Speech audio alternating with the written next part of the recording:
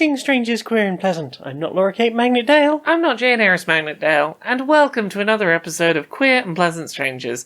It's a podcast. Two queer trans women, that's us, we're wifey types, Me and me. have a silly little catch-up about media we've consumed in the week, and try and make each other have a little bit of a giggle. Yes, us. Very silly. Very silly new things. Silly. Tell us of a thing you did do. Me? What you did play. We're going straight into a thing what I did do. Yeah. Well, I played some things. Tell us about these things. Well, we spent our weekend mainly playing physical analogy games of varying kinds. We were amongst good folks. Yeah, Good friends. we did a little bit of board gaming, but we also did party games. We did party games. We did some pin the corn on the horn. Pin the horn on the unicorn. Yeah, pin the horn on the unicorn.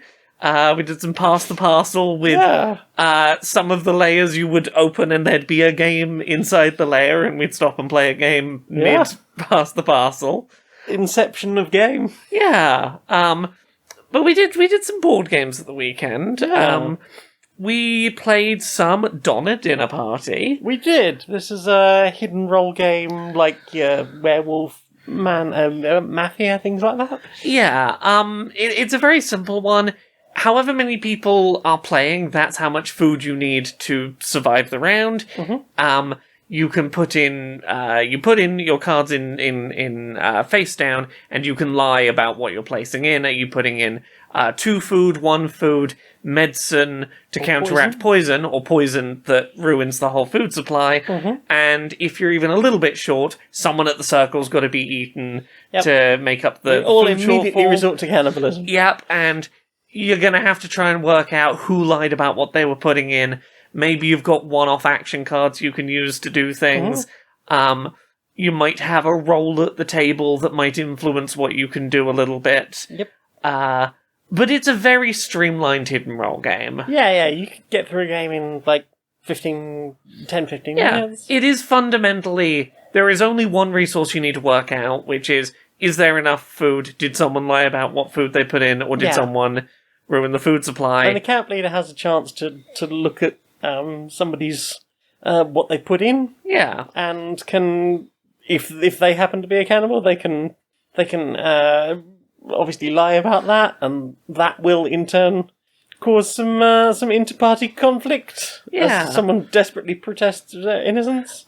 There's a card you can play with as an option as well, where one person is so tasty that if you eat them, then everyone will resort to cannibalism instantly because they were so tasty, and the cannibals win. And that can be a double-edged sword of potentially painting a target on your back of, I'm going to say I'm the person too delicious to eat. I know that makes me sound suspicious, but do you now want to risk suspecting me because, like, I've put a wrench in the debate there? Or if you're a cannibal, being deliberately suspicious. Yeah. Oh, I'm so suspicious. Purely to try and get eaten so that everyone will go down with you. Yay! Which, yeah, it's definitely one of the easier teachers of a hidden role game. Yeah, and there's like different modules you can put in. There's like the supply items, because everyone gets a face down item. Yeah. And that can interact quite interestingly, or have interesting powers. You've got the possibility of, as you say, throwing in Big Tasty. Yeah. There's a few things you can do. You can be ghosts, so that if you get eaten, you still have the ability to somewhat manipulate the vote. Mm-hmm. And I like that it is as quick and short as it is, because I think it gets around that issue of if you accidentally get caught out, or if you're falsely accused, you're not waiting around forever to get back into playing. Yeah, because that is one of my biggest problems with this type of game, really. It's something that, like, video game versions of this have sometimes gotten around well, like, Among Us, you're still trying to complete your tasks as a ghost, even after death. So, like, you have a way to contribute to group victory. I think the alternative is just make sure that your game moves at a fast enough pace that it's not a problem. Yeah, or I guess find other ways of keeping that character occupied. But yeah, otherwise it's a bit like they're just going to want to wander off. Yeah. So, while we're on the subject of hidden role games, should we talk about the other big one we played? Yeah, so we played one that we've played this occasionally. We gave our copy to some friends and we played it with them this weekend. The Battlestar Galactica board game. Yeah. Which is the opposite end of the hidden role spectrum. It is a big, lengthy, very involved hidden role game. Yeah, games of this can average like 2 or 3 hours. Yeah, a couple of people at the table might be Cylons and working against the interests of the rest of the group, but it's still one of those you place cards face down. There'll be skill checks that are like, hey, cards of these colours will help, and cards of the remaining colours will hinder. We're trying to get above a certain number to pass a skill check. Lying about what you've put in might make it easier for you to slip in negative cards, but might make it clear that, like, oh, someone's working against us. Or is someone helping too much and not having enough cards? Yeah, is someone, like, overcommitting help at one point to not have stuff later to help with, to make them less suspicious. There's lots of ways in that game you can be a little bit deceptive in a way that looks like you're helping. Yeah. Because I maintain that the best way to play that game as a Cylon is to help for like, about half of the game. Yeah. To help in an unhelpful way. To not be helping as much as you could be. Yeah. And to be strategic about when you genuinely help versus when you kind of twist the help. Generally, I agree with you. The game of it we played, the non-Cylons really fucking lucked out on being able to make some really big jumps towards home in very quick succession. Yeah, our first jump was 2 distance. Our second one was 3, which put us straight into, okay, now there is at least a sympathizer who has to expose themselves immediately, and possibly 2 other Cylons. Maybe someone would have got 2 Cylon cards, maybe someone would have not. But, yeah, we had a situation where we had no Cylons in the first half. Yeah. And then all of a sudden we had a sympathizer who immediately had to expose themselves, and 2 new fresh Cylons who were doing their best to create just enough chaos, but it didn't quite work out because we got pulled another 3 and then a 2, so we managed to jump pretty damn quickly. It wouldn't have... The thing is, once more around the table would have been long enough, I think, for the Cylons to win. Because, like, the Cylons were doing a pretty good job of just undercutting progress enough that resources were chipping down dangerously, but there was nothing really that could be done about the fact that in that latter half, you got some really big jumps, and we just didn't have long enough to do the slow, undetected war of attrition we were going for. Yeah, it was very much the luck of the draw on that, and yeah, the humans definitely lucked out and got some big progress gains in ways that I don't think I've ever seen happen in that game. Yeah. That said, I did have fun as one of the Cylons, having the turn passed to me and having the moment where you said the thing very clearly out loud, which is, okay, if we make a jump now, we've probably won. Laura, if you're not a Cylon, go to the room and do a jump. And all I did was, not that. I'm going to go throw someone in the brig. Not only throw someone in the brig, but, like, not reveal that you're a Cylon. No! You didn't have to do any of the things like being exposed or being thrown out. Just you did the evil thing, and then everyone else. I debated trying to bullshit and go like, oh, well, no, I think this person is a Cylon, and I just want to be careful in case we only get like a jump of 1 and we don't make it home. I want to make sure. I thought about doing that, and I was like, nah, this is gonna be more fun. And it was. It was wrestling. It was just a beautiful moment of like, no. Well, it was chaos at the end, and it's like, if I'm going to lose this, I want to go down having fun. I want to go down just having a sinister chuckle. Yeah, it was great, brilliant. I very much enjoyed that game. I think we've played it at 3, and I don't think it really works at 3. I've played it at 4 as well, and I think it's 7. But this is the first time I've played at 6. 6 worked well. I think so. I'm not certain about the sympathizer as a component of that game. Yeah. The idea of having someone who is revealed as a hidden role player, not through fault of misplay of their own. And then not having all the same abilities as somebody who actually was on the opposite team. They don't get the fun or the rewards of being a Cylon. I don't think that's necessarily a particularly fun element of that game. The base version of Battlestar Galactica, I maintain, has some very serious problems that, as I understand it, the expansions did a really good job of fixing. The only problem is the expansions now are like 150 quid each if you try and buy them on the second-hand market, and it's been out of print for a really long time. Yeah. Like, Fantasy Flight have made Unfathomable, which is basically the same game, but in the Cthulhu mythos, which is fine, because it's all public domain at this point. But, I think without that tie of it being Battlestar, I don't have as much interest in playing it. Especially since I know how hit and miss Battlestar itself can be, and I really do like that franchise. Yeah. But it was a chance to get 6 people together to play it in a way that just doesn't happen very often, and I very much appreciated that. Yeah. That's interestingly, that sympathizer only appears in 4 and 6 player games.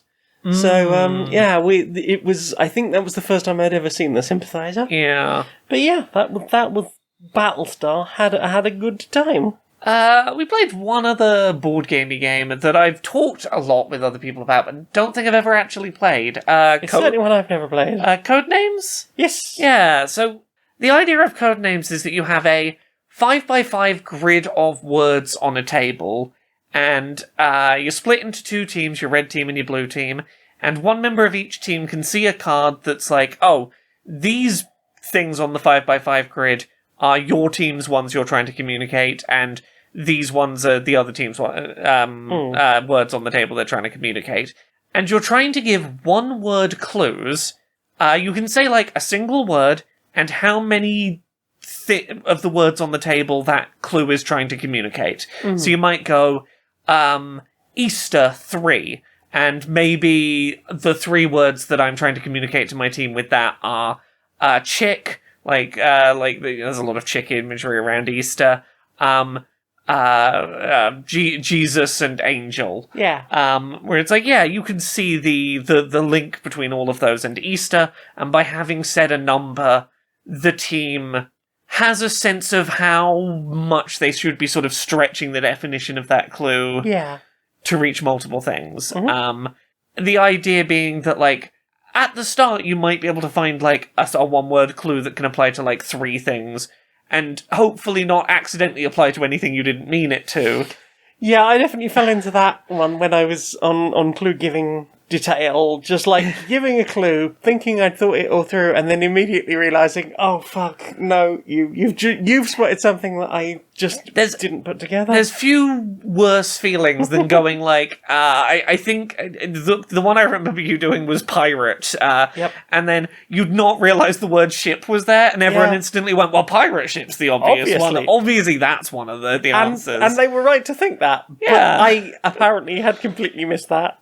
It's easily done. ADHD. But the further you get into it, the more you're having, like, the remaining words you have on the table are seemingly completely detached from each other, and you have to get really creative about, can I find a word that connects more than one of these things I'm trying to communicate? Yeah, because if the other team's doing really well, you can start to panic. It's like, I need to find something that's at least 2. Yeah. Otherwise, I've kind of wasted the thing. That's it. You're ideally aiming for at least 2 at a time if you can. And on top of that, you're desperately trying to steer everyone away from this one specific thing on there that is nobody's. Yes. The assassin. If your clue accidentally leads your team to pick something that's one of the other team's words, the other team just gets that point. Yep. There's also some just, like, neutral ones that weren't anyone's. Yep. And then there's the assassin, which just loses you. Your clues have to never point toward that word. Never point toward that word. But yeah, it's a fun, simple, again, very, very rules-light. There's very little to teach about the game. Yeah. It is just a game of getting into the headspace of, how can I communicate language in a way where, much like something like being the person dealing out dreams in Mysterium, how can I communicate the correct information that my players will latch onto the right meaning of things. Yeah, and just like Mysterium, it is a case of like going, I need to look at all of the things and make sure that there isn't something on one of the other cards that might some other path that might be drawn to. Yeah. So yeah, we had a fun time doing some big player count. Interestingly, with Codenames, it's a game I'd never played before, but I'd seen like enough people in board game circles talk about that I understood like all but about 4 of the rules. It's one that like weirdly the last like 3, maybe 4 weeks I've been talking about with someone frequently because it comes up a lot in accessibility conversations. And then gone like, oh yeah, no, I'm actually playing it. There we go. Yay. What about you? You played anything else this week? We did play another game. Did we? A 4-player game called Kabuto Sumo Sakura Slam. We did, yeah. This is a fascinating game of what if one of those coin pusher machines like you see at the arcades was a sumo wrestling game where you're all bugs. And original Kabuto Sumo is very much just like you have a ring and you are pushing discs into the ring trying to make other discs fall out and ultimately push your opponent out. Sakura Slam uses a square ring rather than a round ring and has little like turnbuckles at the side that you have to push from a corner every time rather than being able to basically push from anywhere. So when you're pushing from a corner, if it's a corner you haven't used already, you can tag that corner with one of your little tokens. And if you tag all 4 tokens, you get to push an extra thing in on your turn. So you basically get 2 consecutive goes, which could be a blessing or a curse. Yeah. Because if you don't have... basically you get to keep anything that falls out to use as your next things to push. And if you like manage to tag all 4 corners, but just don't manage to have good luck on pushing something out on your final piece, and that is also a bit where you get a an extra go. That is basically going to end the game for you. You're going to have to lose by submission. I've been waiting for this Kickstarter to arrive for a while. Yeah, but, it has finally got here. It's a multiplayer competitive coin pusher battle game with character unique abilities. Yes, because everybody's got like their own piece or pieces that are unique to them. That you have like some unique way of earning and then some unique way of using.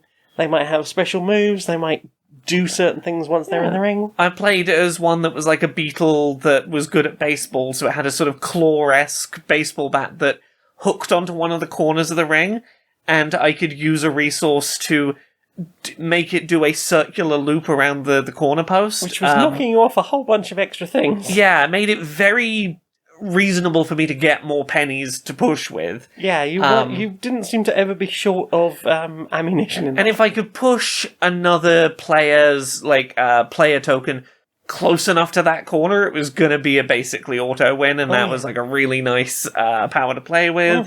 There's some really fun abilities. Like you had a sort of stag beetle one where if the horns touch another player, you can pick them up and put them on top of a stack where you choose. You could basically put them potentially somewhere quite perilous if it happens to line up at the right time.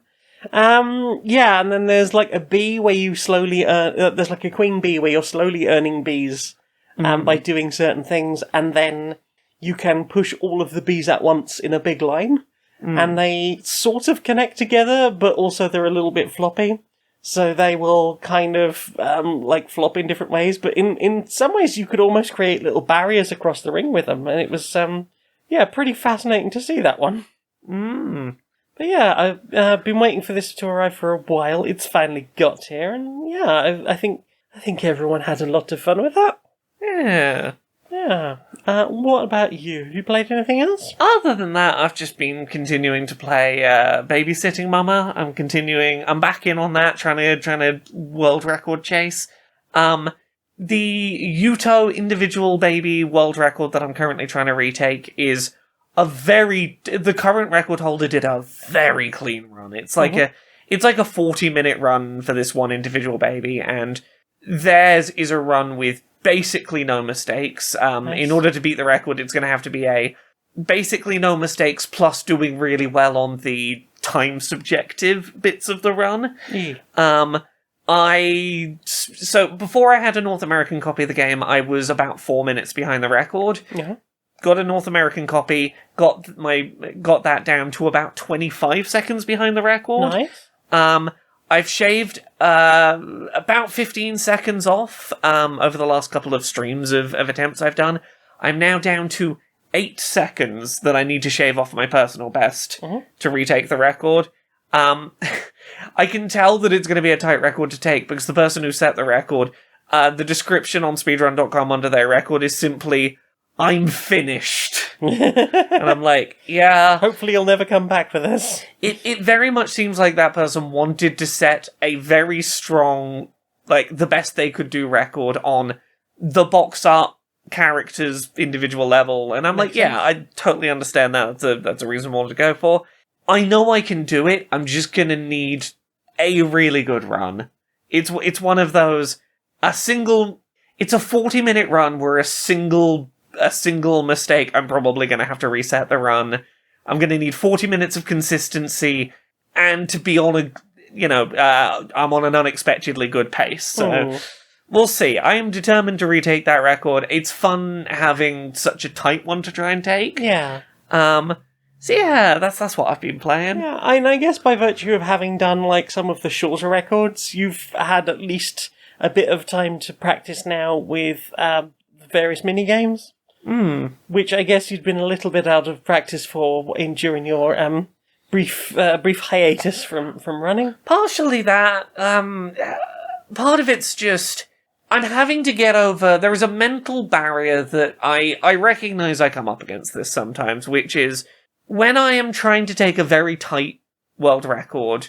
If I have like one really good run, that gets stuck in my head as like, well, I know that the best I ever did, page 1 of this record was this time. Sure, I still got a really good time, but it wasn't quite that good. And, like, beating myself up a little too much over, yeah, this isn't perfect, this isn't perfect, this isn't the perfect run, this isn't the perfect run, rather than just playing the run out and practicing the whole run, even if it's not going to be a winning run, and not getting too in my head about, like, that thought of, if I make a single mistake, I probably won't take the record. Like, just going, if I beat my own best, that's good enough. Yeah, and also, if nothing else, I think that's learning the difference between, like, sure, I can run, but can I do a marathon? And yes. If nothing else, that's going to help, I would imagine, with at least being able to pace yourself for 40 minutes to keep doing that. It's one of those things. I recognise, like, when I do Cooking Mama speedruns, and I'm doing the all recipes category, I know I'm way less harsh on myself because I'm like, this is a 3-hour run. Yeah. There are going to be mistakes. That's human. That is inevitable. I can make up the time elsewhere. I've got long enough to do it. Yeah, and very often with that sort of thing, that's what keeps a speedrun interesting. It's like, that person they set a new world record, but everyone can see that there's a place here and there where you could learn and get in at that level. Whereas Babysitting Mama is like, it is a lean enough game with enough wiggle room in a lot of its mechanics that a 40-minute no flaws run is like, that's doable in a way that I'm going to be, like, I need to be chasing perfection on. And I recognize, like, I do it a lot with the 5 or 10 recipe runs in Cookstar. I get perfectionist about the run in a way that isn't conducive to me actually getting better. And I know it, and I see myself doing it, and it's a mental barrier I have to just fight through. And the way that I did that, I was doing that last night on stream, was I put on Epic the Musical, that musical about the Odyssey, just to give myself something to be focusing on that wasn't the speedrun, and something else to be doing so I wasn't getting hung up on perfectionism. And also good drama music. Yeah, my distraction to myself was treating it like Dark Side of the Moon when people play that while watching a film and see how it syncs up. Surprisingly, Epic the Musical and Babysitting Mama speedruns line up very well. There's a musical number about a storm that came on at the same time as a minigame about the bath being about to overflow. And that was the run that I beat my PB by 15 seconds and took it down to like 8 seconds to go for the record. And I'm like, sometimes that's all it is just something to get myself out of the headspace of being too perfectionist to stick with a run. Yeah. So I'm working on it. I recognize the headspace issue of me taking that record, and I'm working through it. I believe in you. What about you? You playing anything else this week? I'm still playing Satisfactory. Yeah. I'm still playing too much Satisfactory. I have spent a good chunk of yesterday and today building a heavy modular frame factory. It will make 5 a minute. Woo. But if nothing else, I've now got a decent number of blueprints together, and I'm hoping that once I've got enough heavy modular frames, I can make tier 2 blueprints, which will be slightly bigger and will hopefully cut down time on just repetitive tasks of like factory building. Because a lot of that stuff is, I'm running a line of this many things down the same line, and it's the same task over and over again. And it's tiring, but it is very satisfying to ultimately get the thing done and feel good about having done so. But so very much enjoying Satisfactory in a way I cannot quite quantify. Mm-hmm. It's like I go to the Satisfactory Tools website and I calculate what I can do based on what area I'm in, where I can get resources from, and how many things I can push into a factory in order to get things back out of it. But yeah, very much enjoying it so far. I just I've hit a bump where it's just like there are lots of very big factories that need to be built to build maybe 5 of a thing every minute. But hopefully I am slowly chipping away, and I've actually taken some time to go out and do some exploration. In the last week or so, I've spent some time just going, hey, I'm gonna look for hard drives, I'm gonna look for crashed ships, try and do all those little things that can potentially make factories a little bit leaner, a little bit tidier. So yeah, I'm very much looking forward to pressing on and hopefully getting tier 3 of the space elevator built, and then probably rebuilding most of my factories in a way that's ridiculously efficient by virtue of having just tons of stuff. What about you? That's about it for me. Well then, time for this. Okay, what have we got here? Well, there have been cries going on for a long period of time. The victim was seen in the hallway by several witnesses. Just here? Yep. They described her as distraught. Yeah. Near this fluffy bowl of water. Yes. But we're drowning, maybe. I don't think so. But we're playing out of ideas, honestly. Can't seem to get to the bottom of this. Well, they say I am the best in the business, so honestly, I don't have a clue. Come on, detective, you're supposed to be the best. I know. The best in the business. I know, damn it, but I have no idea what this cat wants. She just keeps yelling at me. What do you want? Yes, that doesn't explain things. I knew! So we've been working on the deep sleep technology we need in order to do some interstellar travel. Yeah. We've been working on the concepts of, how do we make sure that our people survive. And we have certainly got the technology to keep people youthful and, they're not going to age or anything. They're not going to just age infinitely and then just, die at the other end. But the problem is really just keeping them asleep, you see. So I just really wondered if you had any ideas about how, because most people, 8 hours, that's enough for them, and they're up and about and they want to get on with work. It's like, if you keep on like that, you'll be dead in, 60 years, and we've got a long way to Andromeda Galaxy, Well, I've been thinking of a solution to this. What if we get some neurodivergent people? Right. I'm thinking. I bet we put together an elite team Right. who will, keep hitting the snooze just 5 more minutes. Right. And probably get all the way to Andromeda. Right. Just 5 more minutes. 5 more minutes. Exactly. As long as they can sort of hit the 5 more minutes before they probably defrosted, I think that'll get them most of the way. Ah, well, let's have to give that a look. Yes. Hello. Yes. We've got a new sponsor. Who's our new sponsor? Well, do you ever sometimes have a conversation with someone Yeah. and they're on a roll? You don't want to interrupt. Yeah, no, they're really getting to a point here. Yeah, and maybe even like you're not the only person in the room. This is like a general conversation with several people involved, and you're not really sure when to jump in, or even if you want to jump in. But they've said something that is wrong. Yeah. Like, not racist or bigoted in any way. Just like factually a little incorrect. Just a little incorrect. Not enough it's ruining their point. Yeah, and you can see how they got there, and you realise that correcting them would just make you seem like a dick. It would be pedantic to correct them. Yeah. But they are wrong, and that is bubbling up inside me, the need to say that they're wrong. It's just bubbling away just a little bit. Just a little bit. Just a little bit bubbly. Just a little bit.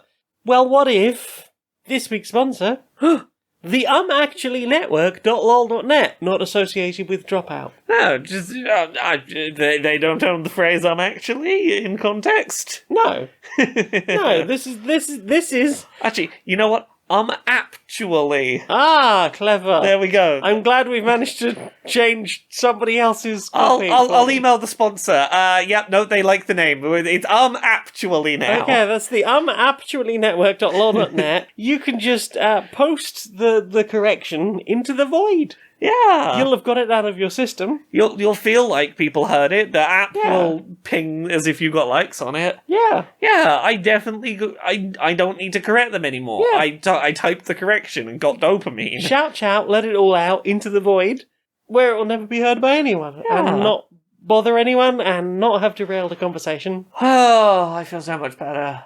So that's actually network.lol.net, enter the code Q&PS, and enter the codes into the void to get 15% off your first 6 months using the app. So, what have you put in your eyes? Not a huge amount new. We watched the newest episode of Severance, which, without going into spoilers about, continues to be a fascinating show. Ooh. It's good enough that we watched it multiple times. We've watched the first episode 3 times now. The second episode we've already watched twice. I think I came up with a pretty fucking good theory about something which, in very vague terms, Irving might have a unique way of passing information due to his connections to the Navy, and I think I'm onto something there. And I got very excited at that thought. I continue to be fascinated by this show. Don't want to say too much to not spoil. But I did watch a couple of things I could talk a little more in depth about. I did my best to watch Thing in a language I do not have out of curiosity. Language I do not speak. So there's a musical that won a Golden Globe recently called Amelia Perez. This is the one with the terrible trans musical number in it. Oh, yeah. That's terrible. From penis to vagina. That terrible musical. Yeah. And, like, I don't know a huge amount about that musical other than it's really quite, like, tacky and tasteless trans number. But apparently it's also full of, like, really over-the-top, like, pretty offensive Mexican stereotypes as well. So, and you thought, that's the one for me. No, I didn't watch Amelia Perez. What I watched was Johanne Sacreblu, El Musical, un hommage à Amelia Perez, which is Johanne Sacreblu, a musical, an homage to Amelia Perez. This is a 30-minute short film made by two Mexican trans women and their friends that is a mock take on Emilia Perez. Right. That is instead a bunch of jokes at the expense of French cisgender people. Okay. To make a mockery of this very bad musical that was really tacky towards Mexican and trans people.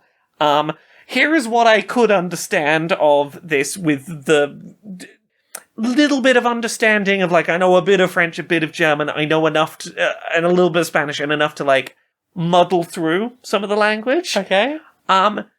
The short film response is a musical about, much like the Mexican stereotypes in Emilia Perez, this is about a baguette company CEO and a croissant company CEO, you know, two very normal French jobs, feuding with each other.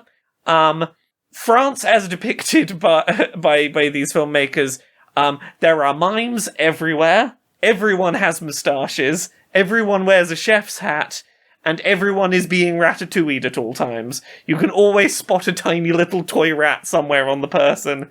Like, it's this level of taking a jab back at this is about the level of cultural understanding you had for Mexico. Yeah. Look, I'm not going to pretend I understood a lot of the nuances of what was going on, but it was very fun to watch a bunch of people clearly have fun going, your shitty musical was really offensive and we're going to kind of poke fun back in a light-hearted way to go, you see what you did? This is the equivalent of what you did. You treated our country the way, like, you did the equivalent of acting like every French person is a chef being puppeted by Ratatouille.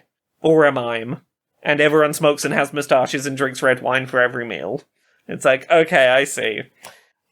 So I had an amusing time watching people very clearly have a bit of fun with a shitty musical at their expense. Yeah. So that was an interesting rabbit hole I went down. Doing my best to occasionally, like, Google, translate, like, odd sentences and read the comments and piece together what was going on. Yeah. But thing that I've been enjoying that, like, I found much easier to follow, I've been really enjoying a series of videos on YouTube by a creator called Mad N Books, who is a expert on Greek history, who has been watching through my recent obsession, Epic the Musical about the Odyssey, doing 30-minute long video essays per individual single song in this 50 to 60 song long musical. And how long are these tracks generally? Maybe like a 3-minute track. Okay. Doing a 30-minute deep dive on each of them. This series is 3 videos deep and has made it to Odysseus has gotten on the boats and started sailing away from Troy to start the Odyssey. And this has taken an hour and a half of video so far, and I am deeply invested. I mean, to be fair, the Odyssey is pretty dense, so I guess it makes sense that you can analyse it in that way. It's one of those things where I'm having a real fun time watching someone who is like an expert on the multiple translations of the source material get real fucking... It's the vibe of autistic info dump. Yay. It's very specifically, ooh, I know so much about this, I wanna, like, I'm gonna talk about, like, 3 or 4 different tangents along the way kind of thing. Mm-hmm. So the one I was watching today was about, the third track of the musical, which is called Full Speed Ahead. Mm-hmm.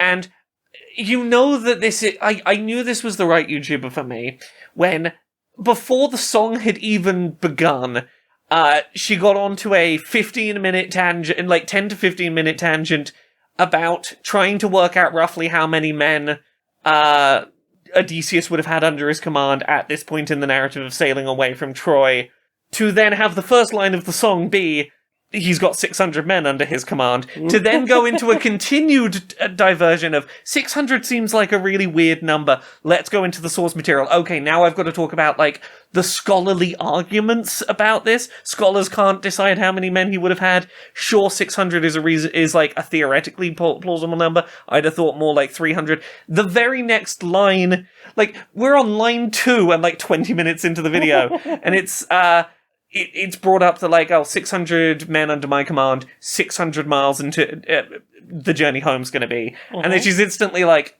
oh, what this creator has done with the musical is, here's a thing that's really common in Greek myth, where you tweak numbers a little bit so that you can have, like, the poetry of this same number comes up again and again and again as, like, a reinforcement technique.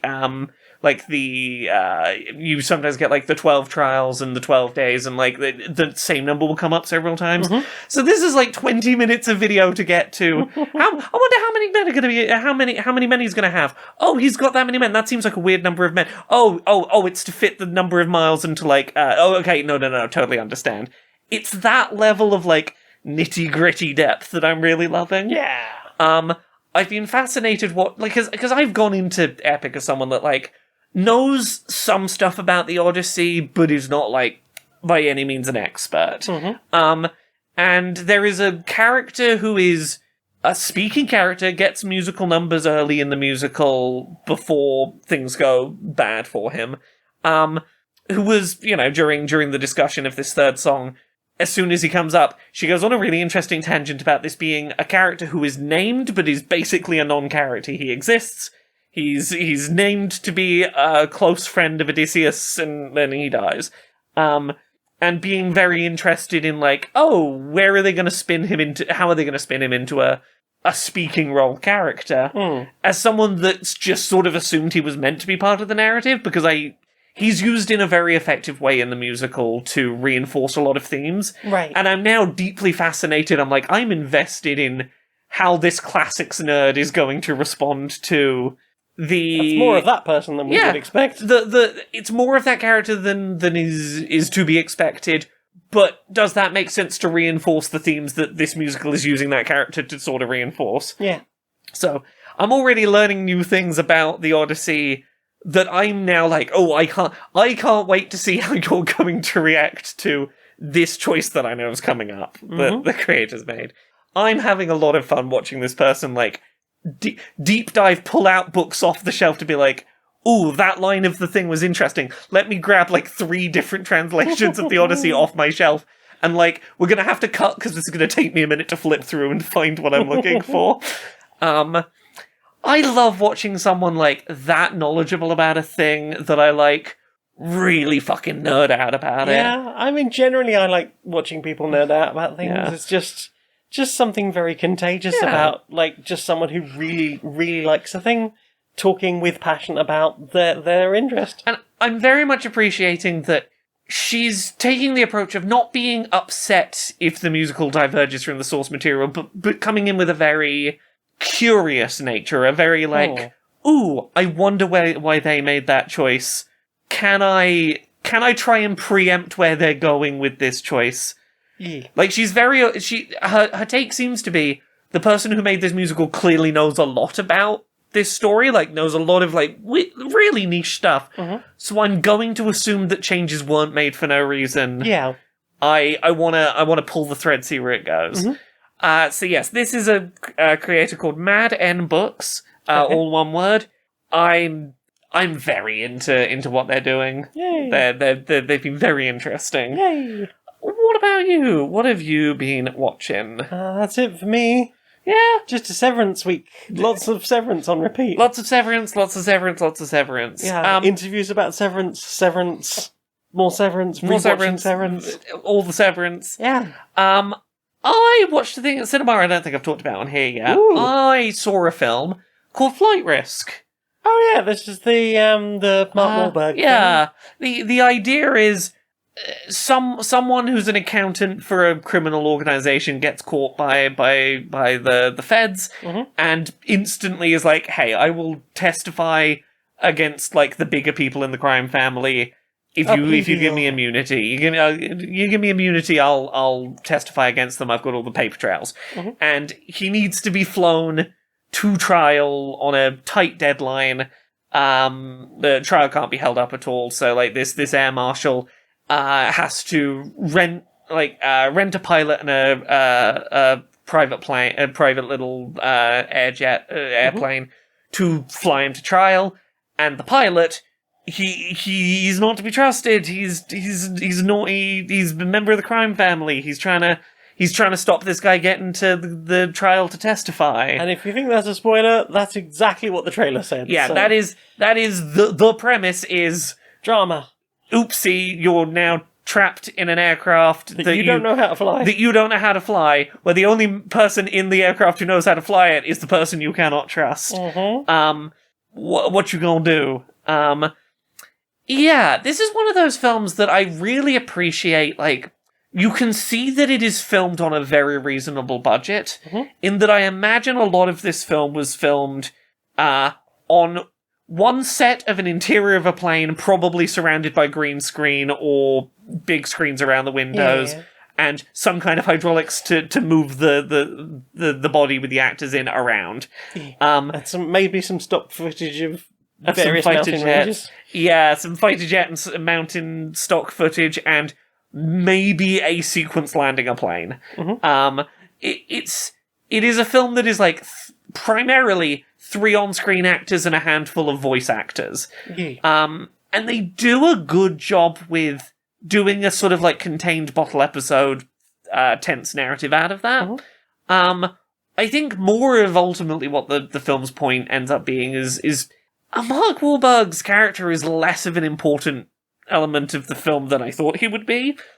It is more a film about somewhere in the chain of command, like something leaked for this man to be able to know the transfer of this prisoner was happening. Who can you trust from the air on the ground? Because you know you can't trust this pilot man you've got with you. Yeah.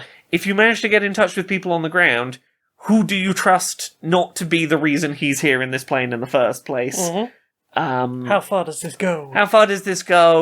How willing are you to trust and work with the criminal who has said he will testify on your side? It is an interesting little film. It's one of those... I feel about it the way that I feel about, like... I'm trying to think of a... The first one that comes to mind is, like, the 2000s movie Photo Booth. It's one of those, I had a good time watching it, but I doubt a few years from now I would be able to tell you any of the specifics of what happened. I will remember the general shape of it, and that I enjoyed it, and that I liked that it did a good job with telling a story in a confined environment. The specifics are probably not going to stick as much as... They're a little bit floaty.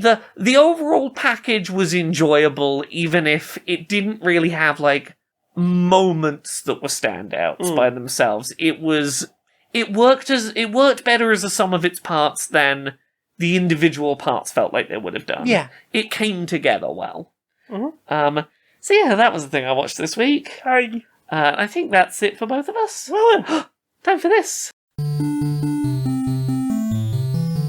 Inside the boardroom of Supremacy Software. Hi. So, I'm fed up. What's up, buddy? We keep releasing video games that, admittedly, we are trying to cut corners and save money literally everywhere we can. Every time. But we're also not winning any of those Game of the Year awards. Yeah, that sucks. We should be winning those. Yeah, we should be. We are the best. Yeah, we're the best. We made the best games. Yeah. The most... We should be winning every award. Yeah, we have a reputation, therefore we should be allowed to do the thing. Exactly. And apparently, legitimate awards organizations kind of frown upon you trying to pay them money to let you have the win. I mean, that is why generally we don't deal with legitimate award ceremonies. Well, exactly. But I've been working on a little strategy to get us at least one or two Game of the Year wins we can point at. Nice. What do you got? So I found this this real shouty, angry, anti-woke YouTube gamer man. Right, sounds like our kind of guy. Yeah, exactly. We, try and make people as angry as possible so they'll shout and do things for us. Exactly, and he was shouting online about, oh, I want to make the Anti-Woke Game Awards, but no one will give me money to make a... his pitch sounded like basically a PowerPoint, but he wanted money to do it, and, I mean, look. We must have paid someone to make a PowerPoint at some point, right? Yeah, look, I don't like paying money. I don't like spending money, but that's ours. I worked out I could give him an amount that to me is nothing, but to him is a lot. Right. And he might, be thankful. So I said, hey, I'll pay for you to have your Anti-Woke Game Awards. Right. But maybe we get Game of the Year, maybe. Yeah. And he was not opposed to that. Excellent. So, that's what I like to hear. I gave him oops, I tripped over and dropped a couple of pennies out my pocket kind of money. Yeah. And not that I never carry change. No, exactly. But I imagine, the poor folk are carrying a couple of thousand in their pockets, probably. We're getting the Game of the Year award. Nice. And I'm sure Anti-Woke Game of the Year will be exactly the prestigious award that will get people buying our game. Oh, the most prestigious. The most. You are a fucking genius. I know. Are you tired of forgetting to take your medication? Yeah. Tired of picking them up for the pharmacy? Yeah. Tired of wondering if you've taken them at all? Yeah. Try Telemeds. We'll teleport your medication straight into your body on a subscription basis, so you don't ever have to think about them until your next medication review. Telemeds, taking the mystery out of medicine. Thanks, Telemeds. Okay, so we're just going for the evening. Have you, what is this? Okay, I know it looks like a lot, but Suitcases. Multiple. Okay, well, look, see, I never sleep well when we don't sleep at home, Agreed, right? same, so same I started by, packing both our pillows and then our duvet, because our pillow and our duvets. I just think it's the weight. I think it's the weight. I didn't think it was a problem. But then, also, the mattress is, not the right softness, so I pat the mattress as well. Yeah, I get it. You get it. Yeah. And then, we're used to waking up, at a set time with, the alarm that sounds like the Great Fairy from Zelda, but... Yeah, we have to finger the fairy. Yeah, we gotta get it to quiet down for a minute. So I pat... So she requires satisfaction every 15 minutes. Yeah, so there's the alarm clock, but then also at that point I was like, well... I've got to get some work done, so I pat my laptop. But then there's I sit in my normal chair, and that's the chair I normally work in. So I pat the chair, obviously. Yeah, and also you need, your keyboard and mouse, the good one, because no one wants to use a trackpad. No, exactly. There's never a numpad on the fucking laptop. And then, my desk is, the good height, so I pat the desk, and, you see I see how this happens. I think I've packed up to move out the house for an overnight trip is what I think I've done. I mean, looking at it, that would be my assessment of the situation. But I like my routine though. So well, then that's absolutely fine. I'll call a moving truck. But book them for the return journey in the morning as well, I guess. Yeah. Do you know what I want to see more of? What do you want to see more of? Social Justice Warriors. Yeah. Alright, Larry. How you doing? Oh, doing my best, mate. Doing my best. It's obviously a very stressful time for a lot of people at the moment, mate. That it be. Yeah. You been up to much? Oh, I annoyed myself today. I annoyed myself. I'll let video, one of those online video sites autoplay from the thing I've been watching. Right, and ended up, watching a couple of... You haven't been radicalised, have you? No. I was watching a couple of minutes of a supposedly left-wing commentator talking about some stuff going on with America's recent election. Yeah. And he made a really frustrating point that I've not been able to stop thinking about all day. Right. Which is, he seemed to laugh at the idea that America might be sliding towards fascism, and his big hang-up with the idea of calling it fascism seem to be, well, he's not, the current American leader is not fascist.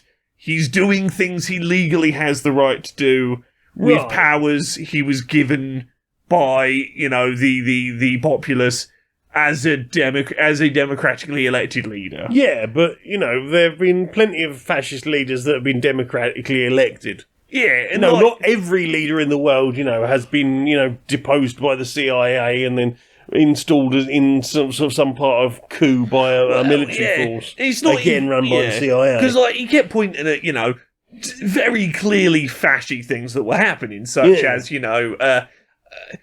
he's gutting of various departments and rolling back of rights. The benefit of people. system that's basically meaning that there's, nothing for anyone of any type anymore because, billionaires do need their tax cuts. All his response kept being was, he did a thing he legally had the power to do. Why are you calling that fascism? He did a thing we gave him the power to do after voting him in. And I'm but like, the laws have nothing to do with the moral state of things. Because, look, hey, from what I am aware of, say, let's look at, for example, Nazi Germany, a lot of the things that Hitler did that we would look back now and say were pretty clear indicators of his rise to fascist genocide of many peoples, was him doing things he legally had the right to do. He got elected into power, used his elected position to change rules, and then used those rules that were now law to do things. He wasn't breaking laws in hhis country by doing the things he was doing in many cases. Does not change the fact that he was doing fascist things, because, all that says is you have created a system that allows fascists to take power without having to break the rules or fight for it. Yeah. You have created a system that enables fascism. That does not mean that the actions are no longer fascist because they're within the rules. It means you created rules that did not have enough safeguards. What you have there is a fascist country that was waiting for a leader, rather than a leader who came in and made a fascist country. You have failed to create safeguards against fascism. It's not that fascism doesn't exist if the people vote and then the person they voted for does fascism. Indeed, yeah. And it absolutely frustrated me. I can imagine, mate. I can imagine, but I suspect maybe that was the point. That was the point, if he's got now got a comment section full of people arguing about that. I mean, they're wasting their time rather than, actually doing the work to undo the actual fascism that's happening. Indeed. I'll bring it up because it's one of those. I'm so annoyed at that idea. I'm like, no. You can elect a person in who then uses the power he was given when elected to be a fascist. Don't let people fucking scare you off calling fascism when you see it, Absolutely, and that's the important thing, we're here talking about it to each other rather than, wasting time in his comment section while he laughs or whatever, being either a centrist or a secret right-wing dickhead. Well, yeah, exactly. Fancy hug, mate. Oh, yeah.